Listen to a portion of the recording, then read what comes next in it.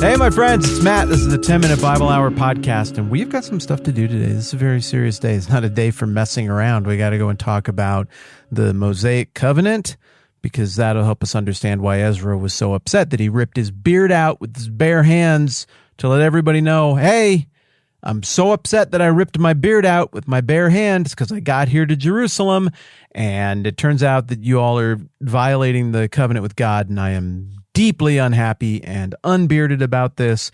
But out of the context, or apart from the context of what the deal is that they were violating, he just looks like a crazy dude who's way been out of shape and maybe a little bit racist because he's mad that the Jews are marrying other people. But I don't think that he's a crazy guy or a racist. I think he's somebody who, as a priest, deeply understands the deal, the unique deal between God and his chosen people in the Old Testament. I think he's a guy, as we've discussed over the last few weeks, who sees the unfolding of history more clearly than most people do, especially in the moment. And he's not just somebody who's willing to sit around and speculate like your Uncle Larry, who's got some opinions about what the politicians are doing and how the things are. And I tell you what, I saw a thing on Facebook the other day. They're doing the thing with the guy's going to, but then they don't do anything. I like Uncle Larry, and I appreciate his theories and opinions, but the guy who's compelling to me is the guy like Ezra, the one who looks at what's going on and says, I am so confident that this is what's happening in the grand unfolding of history right now, that I'm going to change my behavior and actions and investments to align with what I'm pretty sure is going on. Ezra, the point is not just some kook, idiot, racist, insane guy who does public pouting performance art. He sees something. He's rooted in a bigger story. And in order for us to understand his actions here in Ezra chapter 9, we got to understand what he sees a little bit better. So that's why we got to go back to Exodus and look at where this whole deal between God and his chosen people starts. So there's no time for messing around, except I saw this hilarious video on Twitter the other day. There's a cat and a baby raccoon. No messing around. We can't. I'm going to have to tell you about that video another day. Exodus 19.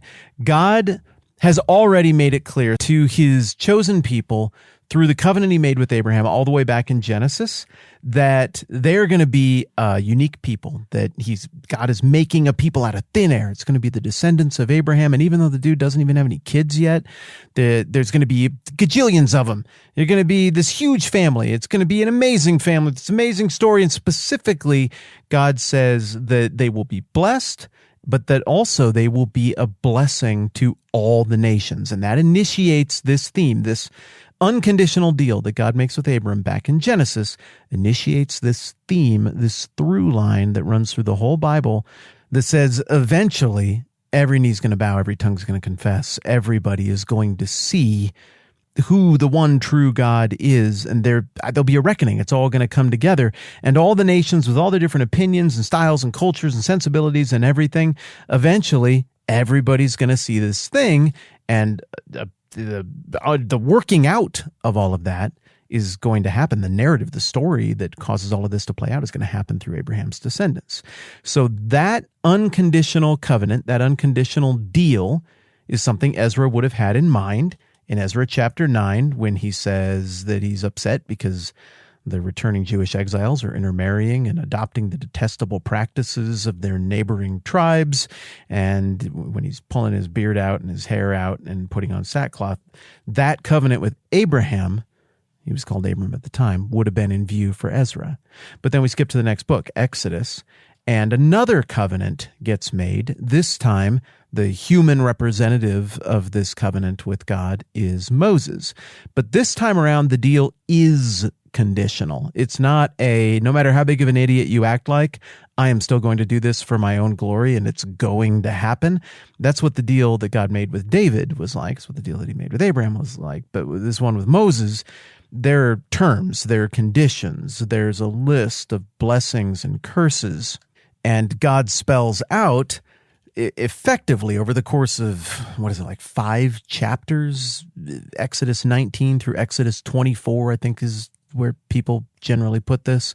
He spells out in a bunch of different ways over the course of a long, multifaceted conversation that basically this: I'm going to be your God. You're going to be my people.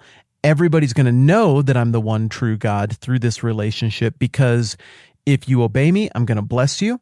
If you disobey me, I'm going to punish you. And over in Deuteronomy, I think 24, I've got it written down over here. I'm going to find it in a second. Nope, I'm wrong. It's Deuteronomy 28 is where we get more of the spelling out of that list. So this covenant is kind of spread out a little bit between God and the Hebrew people through Moses in Exodus and Deuteronomy, but the gist of it is entirely knowable and distillable.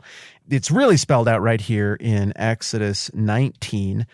Just a couple chapters earlier, the Hebrew people have fled from the pursuing Egyptian cavalry, and you get the famous parting of the Red Sea incident, and now they're on the other side, and they're playing songs and dancing around. This is the best thing ever, God be praised. But then in like the very next chapter, they're mad about things and complaining, and we realize this is going to be tricky, and they feel a little bit directionless. And then we get to chapter 19 at a site called Mount Sinai. There's historical debate about exactly where that location is. But at Mount Sinai, God makes his covenant with his people, and that listlessness and lack of direction becomes a lot more focused. The trajectory of their story as individuals and as a people crystallizes.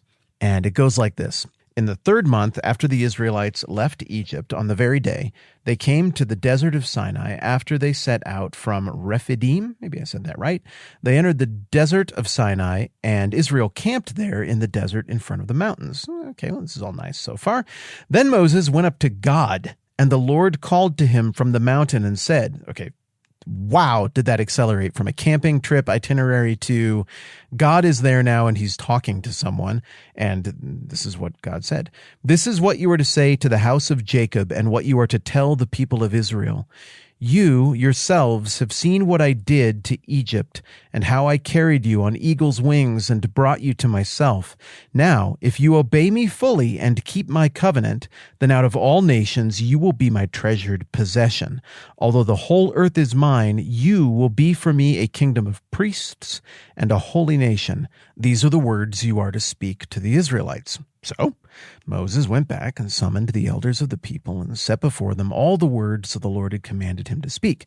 The people all responded together, "We will do everything the Lord has said." So Moses brought their answer back to the Lord. The Lord then said to Moses, "I'm going to come to you in a dense cloud so that the people will hear me speaking with you and will always put their trust in you." Then Moses said to the Lord what the people had said. And then verse 10, and the Lord said to Moses, "Go to the people and consecrate them today and tomorrow. Have them wash their clothes and be ready by the 3rd day, because on that day the Lord will come down on Mount Sinai in the sight of all the people." You notice how God is doing something really exceptional here. He's giving visual credence to what is happening so that it won't be received as Moses just goes up there and then he comes back with new rules. And he's like, that's how God wants the things to be. God is eliminating excuses left and right, as if parting the Red Sea in front of everyone in a timely fashion and then closing it back in on their enemies wasn't enough, as if clouds with fire coming out of them and things like that wasn't enough, as if the plagues in Egypt weren't enough. God's presence is going to be made evident here.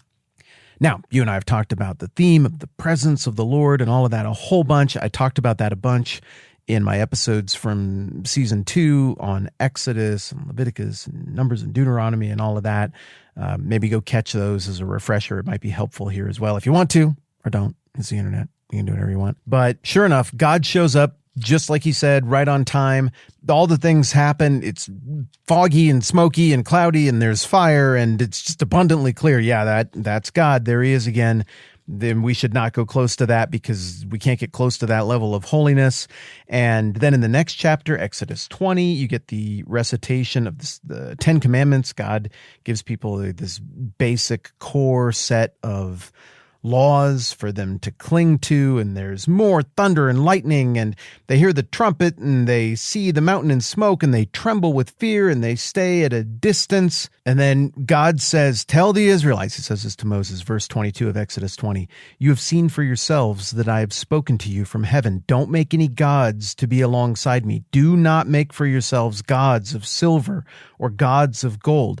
Make an altar of earth for me and sacrifice on it your burnt offerings and fellowship offerings, your sheep and goats and your cattle. Wherever I cause my name to be honored, I will come to you and bless you. And then he lays out more of the details about how exactly he wants that to be done.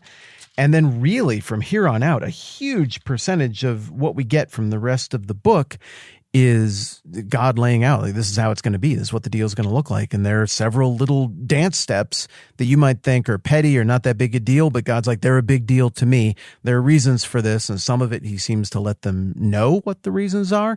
Like, hey, don't build an altar in this way because I don't want you going up the steps real high and having your nakedness be visible underneath your cloak when you walk up steps that are built in this way. Instead, build it like this. Like literally, it gets into that level of specificity here over the next several chapters. And then, as I said, there's a listing of blessings and curses that comes up as well later on in Deuteronomy. We're going to look at that more tomorrow. But you get the gist, right? What Ezra has in view as he sees the calamity of the people upon his return in Ezra chapter 9, what he has in view is a violation of this very ancient covenant, and the covenant is conditional, and he has a clear view of history, and he knows the character of the God on the other side of the covenant, and he's like, you're just messing with things that are powerful enough to make lightning and fire and cloud and break the laws of time and space. And we want the presence of the Lord with us again here. And this is exactly the kind of stuff that makes it so that we don't have fellowship with the Lord and that we get on the list of curses and punishment side instead of the list of the blessings side. And so he's heartbroken over it. And if we understand that, we understand his behavior a little bit better. We understand the drama of his behavior a little bit better. And tomorrow, we're going to dig around more in Exodus and Deuteronomy and try to understand Ezra and his motivations and his thinking better yet. Someday I'm going to have to tell you about that hilarious video that I saw. So good. Someday, another day, far from now. I'm Matt. This is the 10-Minute Bible Hour podcast. Let's do this again soon.